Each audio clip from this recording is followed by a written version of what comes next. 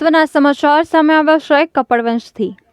Kapadvanj town police સ્ટેશને મળતી માહિતી અનુસાર શહેરમાં આવેલ બે ઓઇલ ઇન્ડસ્ટ્રીઝમાં શંકાસ્પદ તેલનો જથ્થો મળી આવ્યો હતો, જેની તપાસ અર્થે કપડવંશ પોલીસે ફૂડ એન્ડ ડ્રગ્સ FSA તથા રેવન્યુ સાથે મળીને તપાસ હાથ ધરવામાં આવી છે। તપાસના અંતે હકીકત સામે આવશે। Bureau report, Orika news network, Kapadvanj.